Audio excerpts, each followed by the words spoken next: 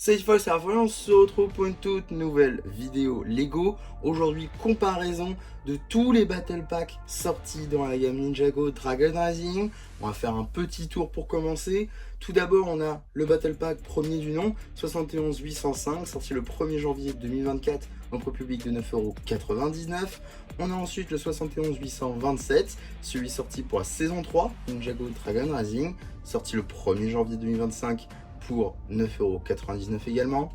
Puis un plus récent cette fois-ci, le 71851, sorti pour la première partie de la saison 4 de Ninjago Dragon Rising, sorti 1er janvier 2026. Et le petit dernier qui a rejoint la collection juste ici, le 71862, sorti le 1er juin cette fois-ci 2026 au prix public de 9,99 € pour la deuxième partie de la saison 4 de Ninjago Dragon Rising. Donc on a 4 Battle Packs aujourd'hui à voir. On va regarder tous leurs points faibles, mais aussi leurs points forts pour élire le meilleur Battle Pack sorti à ce jour. Et on va commencer avec les mini-figurines. Si on se concentre sur les mini-figurines, on peut voir tout d'abord que c'est assez inégal. Pour le tout premier Battle Pack sorti, on avait le droit à 4 mini-figurines. Pour le deuxième, 3 figurines. Le troisième ainsi que le quatrième, pareil, 3 mini-figurines. Mais les figurines qui sont présentées sont souvent assez différentes. On va commencer avec le premier Battle Pack. Comme vous pouvez le constater, on a donc eu notre mini-figurine de Mech Pilot J, la figurine de Maître Lloyd et 2 guerriers au masque de loup. C'est plutôt pas mal, on va pas se mentir. Cette figurine était exclusive au début, tout comme celle-ci. Les deux autres étaient présentes dans d'autres sets. Mais pour faire des armées, notamment de guerriers au masque de loup, c'était plutôt cool. Maintenant, aujourd'hui, qu'on est 2 ans après la sortie de ce set, même 2 ans et demi, on a cette figurine là qui est apparue dans le magazine et on a celle-là aussi dans le magazine, mais aussi dans d'autres sets. Donc c'est peut-être un peu moins intéressant. Maintenant, c'est vrai qu'à la sortie, c'était quand même plutôt cool. Niveau du deuxième Battle Pack cette fois-ci, on a une figurine de Zane, une figurine de Brazzera ainsi qu'une figurine de Drix. La figurine de Zane est non canon, mais reste quand même plutôt sympa. La figurine de Brazzera est elle aussi non canon, parce qu'il manque les épaulettes, et on en a tous eu des pelletés. Maintenant, pour des customs, c'est vrai que c'est plutôt pratique. Et enfin, Drix, avoir un personnage majeur, hein, c'est l'un des 5 bannis, mine de rien, même s'il a apparu dans beaucoup de sets, c'est quand même plutôt cool. Maintenant, niveau Battle Pack, c'est-à-dire des sets à acheter plusieurs fois pour faire une armée, c'est vrai que c'est un peu moins bien. Mais ça permet d'avoir un banni pour 10 € et ça c'est cool. Troisième Battle Pack, on a cette fois-ci Dragon Kai, Sora ainsi que le monstre élémentaire de la Terre. Et là, c'est beaucoup moins bien. Un Dragon Kai qui n'est pas complet, une Sora qui n'est pas canon, et on a un monstre élémentaire de Terre qu'on a dans quasiment tous les sets de cette première partie. C'est vrai que c'est un peu dommage. Puis on a le tout dernier Battle Pack avec la même version Dragon, mais cette fois-ci pour Lloyd. Donc pareil, version très incomplète, mais qui était exclusive au Dragon de la Vie, mais aussi apparu dans le magazine, donc moyennement intéressant. Puis on a la figurine complète de Jay, une figurine exclusive à ce Battle Pack. Ça c'est quand même plutôt cool, avec les épaulettes qui plus est, et c'est vrai que je ne l'ai pas spécifié ici, mais en termes d'accessoires, il a les griffes. Les griffes qui permettent du coup de compléter vos tenues dragon. Donc là il y a vraiment un potentiel d'en acheter plusieurs pour compléter sa collection et ça c'est cool. Ensuite on a également un loyaliste, le seul loyaliste de cette dernière vague de l'été 2026 et c'est vrai que c'est plutôt cool là encore pour faire une armée de loyalistes, c'est plutôt sympa.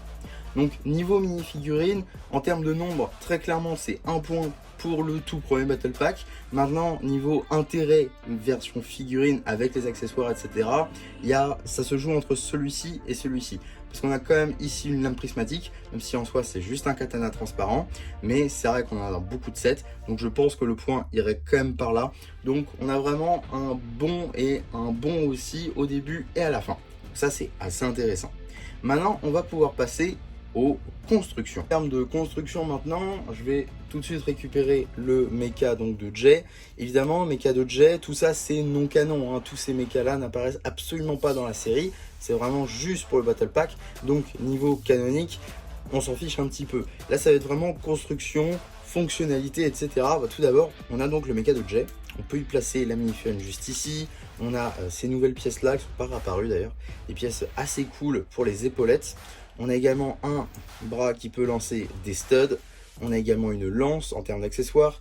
Une magnifique tile tempographiée qui était utilisée sur les robots élémentaires. On a des hanches qui peuvent tourner. on a des jambes pour la position du mecha, et ça c'est franchement cool. On peut le mettre dans des positions assez sympas.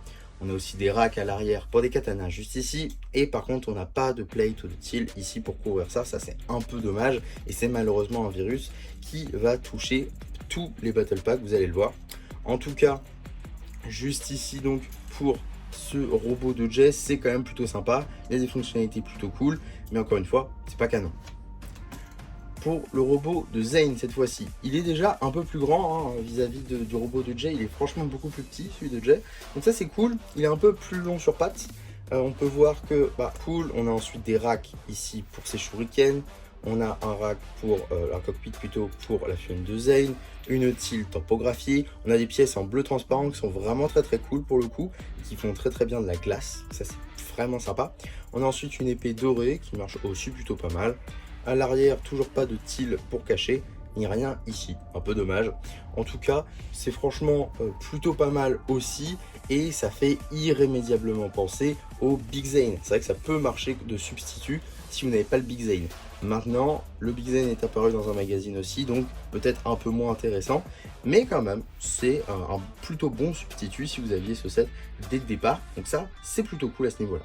En termes de troisième robot, cette fois-ci, on a vraiment un robot beaucoup plus typé dragon, avec un côté un peu plus sauvage, un côté un peu plus animal, avec des griffes juste ici, des petites cornes ici et là, un petit cockpit encore une fois, une til magnifiquement tampographiée, des ailes de dragon à l'arrière, toujours pas de til ici, une queue de dragon par contre, avec cette pièce en transparent qui marche vraiment très bien, des petites décorations. Franchement, c'est peut-être celui qui rend un peu le mieux, je dois dire, en termes de construction. Il est assez grand, mine de rien. Il fait à peu près la même taille, mais il a une plus longue largeur avec les ailes. Il est un peu plus imposant. Donc, c'est peut-être un peu mon préféré de celui-ci. Pourquoi je dis que c'est mon préféré? Parce que celui-là, c'est à peu près la même construction, à quelques petites pièces près. On a aussi les nouveaux cockpits juste ici, qui ne disposent plus de til tampographié à l'avant. Donc ça, c'est un peu dommage. On retrouve des petites cornes ci et là. On retrouve les ailes de dragon à l'arrière, toujours pas de til ici, toujours cette petite queue aussi à l'arrière, et malheureusement c'est limite un copier-coller de celui qu'on a eu du coup en janvier. Donc ça c'est un peu dommage, et c'est pour ça que pour moi il est un peu en dessous, si ce n'est pas le tout dernier en réalité, parce que c'est vraiment un copier-coller de celui qu'on a eu en janvier, alors que les autres avaient vraiment leur patte à eux.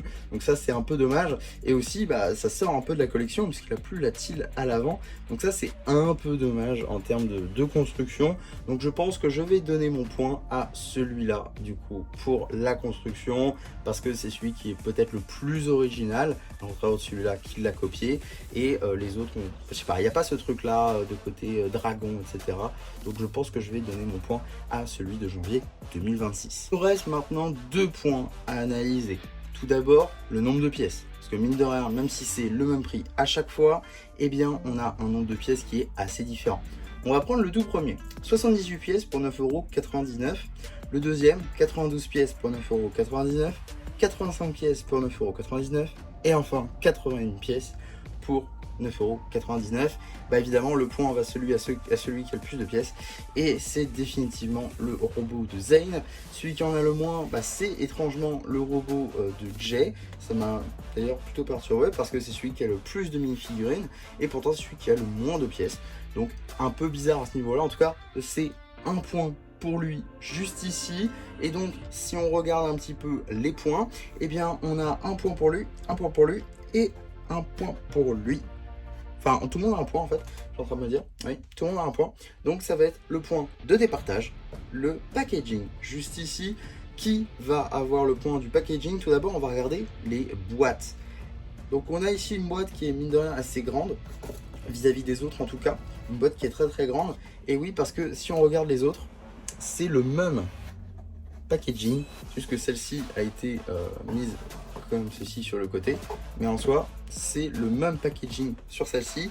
Donc ils ont gardé la même ligne à partir du deuxième, mais du coup celui-ci est plus grand, plus long, donc je pense que mon point va partir sur celle-ci. C'est très inégal, je vous l'accorde, mais mon point va très clairement partir sur celle-ci niveau packaging. Donc vous l'aurez compris, le meilleur battle pack Ninjago Dragon Rising, à mon sens en tout cas, C'est le tout premier, le Battle Pack Ninjago Dragon Rising saison 2, bien évidemment. C'est normal, c'est celui qui a introduit le concept, c'est celui qui a le plus de mini-figurines, et même si la construction n'est définitivement pas la meilleure, niveau army building, c'est franchement le meilleur.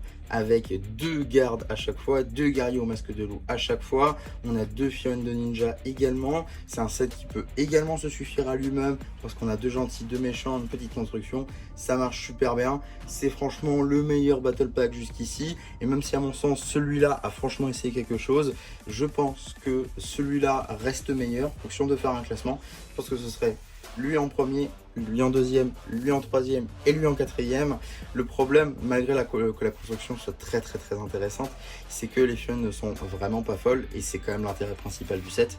Pourquoi celui-ci en troisième? Parce que pareil, n'a pas volonté de battle pack, contrairement à celui-ci, parce que Drix n'est pas censé être une armée de Drix. Maintenant, ça permet quand même d'avoir des personnages plutôt cool pour pas trop cher, et il y a un potentiel de customisation assez énorme.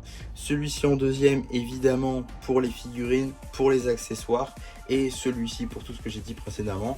Donc je pense que c'est plutôt logique, à mon sens en tout cas. N'hésitez pas à me donner peut-être vous votre classement en commentaire si vous voyez d'autres petites choses que potentiellement je n'aurais pas notées. En tout cas, pour moi, c'est tout pour cette vidéo. J'espère que ça vous aura plu. Surtout, n'hésitez pas à me le dire en commentaire. N'hésitez pas non plus à liker la vidéo, à vous abonner, à partager. Et moi, c'était MC qui vous dit bye bye.